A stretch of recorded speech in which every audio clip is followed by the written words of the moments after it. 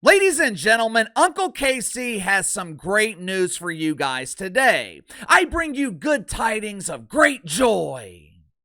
As we are coming out of the huge embarrassing failure known as the Biden economy, combined with the fact that the Trumper is using his trusty musket to eliminate woke welfare, I know there's an overwhelming sense of panic amongst woke welfare collectors.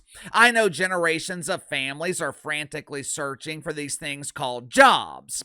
When you have been alive for decades and the only application you have filled out is an application for additional subsidies, I know this can be traumatizing. I know it can be scary traversing into the unknown world of employment, but that's okay. That's okay. Because Uncle KC is here to help.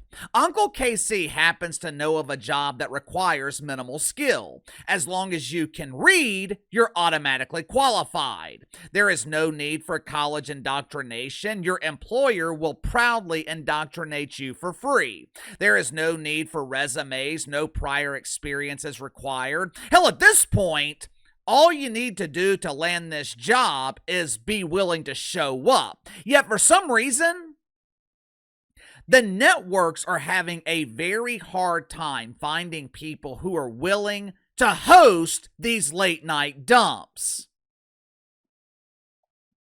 Make sure to like and subscribe. You can follow me on Twitter at KC_BTL84. Link to the second channel's in the description below. Friday on the second channel talked about the disastrous start to the season for Major League Baseball. And believe it or not, I explain why this is a positive sign and how this could be a comeback season for Major League Baseball. God willing, the mainstream media actually covers baseball this season instead of wasting their time on the WNBA dump. I doubt that happens, but either way, this should be a great season for Major League Baseball. So if you haven't already, head over to the second channel and subscribe. You know, nothing lasts forever. When I was growing up, the broadcast networks, they dominated the news industry. Tens of millions of people would tune in every night to watch the nightly news on one of the big three networks: ABC, CBS, NBC. Tom Brokaw, Peter Jennings, Dan Rather. These dudes were household names. They had the power to control the narrative. Today, I bet most people could not name a single host of a nightly news program on the broadcast networks. They were damaged by 24-hour cable news, and when independent content creators came along, it damn near made them irrelevant. Another genre that has been severely damaged by independent creators and a variety of other things, mainly the host. Another once profitable genre that has seen a significant decline in recent years: late night television. For decades, late night shows were printing money for the networks. Even though they came on late at night, they were some of the most watched shows on television. When I was growing up, it was Jay Leno, David Letterman, Conan O'Brien. Before that, it was Johnny Carson. When Johnny Carson retired in the early 90s, his seat on The Tonight Show, it was a highly coveted position. Caused a lifelong rift between Jay Leno and David Letterman. Same thing happened in the late 2000s when NBC was pushing Jay Leno aside. It was Conan O'Brien's time to host The Tonight Show, but Jay Leno, he wasn't ready or willing to let it go. He ends up taking the show back, and Conan, who was my favorite host growing up, Conan was relegated to some late night dump on TBS that no one gave a shit about. He went from NBC and Jay Leno to sharing space with some doofus named Jorge Lopez. The point is, these jobs in late night television, they used to be highly coveted. There were only a handful of jobs available. It was a cutthroat business. Guys like Jay Leno, they were willing to do anything to maintain their position. Unfortunately, though, for the networks, that is no longer the case. Headline at Variety: Why Taylor Tomlinson and other young late night hosts choose creator economy over TV. I'm sure most of you guys had the same question that I did when I saw this headline. Who in the hell is Taylor Tomlinson, and what late night dump was he hosting? Although Taylor Tomlinson identifies as the B in LGBT, the B in this case does not stand for boy. The he in this scenario is actually a she. Taylor Tomlinson was born female. Over the last couple of years, she has been hosting a late night show on CBS called After Midnight. Now, this was the replacement dump for the late night dump that I think James Corden was hosting. For those that don't remember, James Corden voluntarily left his high-paying job at CBS a couple of years ago. I don't remember his exact reasoning. I'm sure it was something like, I want to spend more time with my family, or I want to pursue other interests like spreading my boodle breeze on newly painted Teslas. Me personally, I never bought the excuse that this was voluntary. I always thought James Corden was fired. I mean, that's what typically happens when your show is losing tens of millions of dollars. Either way, Taylor Tomlinson was named as the replacement host for Jamie C's former late night dump.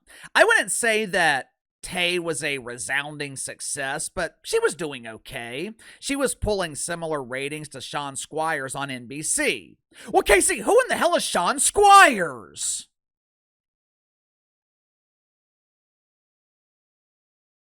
You guys aren't familiar with Sean? He's the host of the show that comes on after the Tonight Show of Failure with Jim Fallon. During the daytime hour, Sean is the lead accountant at Squires and Squires. Matter of fact, I have an appointment to see Sean. I think it's next week. He may be a huge embarrassing failure as a late night host, but Sean is absolutely brilliant when it comes to finding tax breaks. Last week, CBS announced that After Midnight with Taylor Tomlinson was being canceled. According to Variety, the network did not make this decision. Taylor Tomlinson, she wasn't fired, she quit. This is becoming a trend in late night television, an industry that used to have a plethora of applicants applying for these jobs, an industry that used to be able to pick the best of the best. That same industry, it is now struggling to find people who are willing to show up. Taylor Tomlinson is just the latest comedian to walk away from late night television. Back in 2021, some lady named Lily Singh briefly hosted a late night show on NBC. She quit because touring and YouTube were more profitable and probably less labor intensive. Same reason that Taylor Tomlinson quit CBS. 2 years ago, some dude named Roy Woods,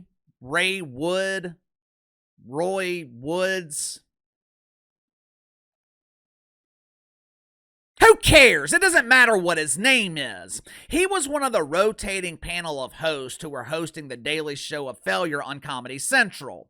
Roy ended up quitting because Comedy Central would not commit to him as the full-time host. He now hosts some weekend program on CNN called Have I Got News for You? Each week, Ray Wood delivers breaking news to his audience, with the leading story every week being, no one is watching my show. He's also hosting something called the Peabody Awards, which I believe is sponsored by Lonely Man's. I didn't look up what it was because, to be honest with you, I was afraid to find out. Obviously, Travis Noah was the pioneer of this quitting movement. After years of crashing ratings and embarrassing failure, Travis Noah quit The Daily Show on Comedy Central to pursue other failures. This is an unknown position for the broadcast networks to be in, and I think it could be the beginning of the end for late night television. It stands to reason that if you can't find people willing to host these shows, there will be no show. The question is, why?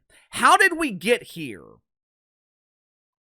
10 years ago, if I told you late night television was on the brink of extinction, no one would have believed me. Late night shows have been one of the only constants in decades of television. It's been one of the only genres that has stood the test of time. During the 90s, daytime talk shows dominated TV. By the 2000s, they were extinct. For decades, sitcoms were profitable for the networks. Remember must-see TV Thursday nights on NBC back in the 90s?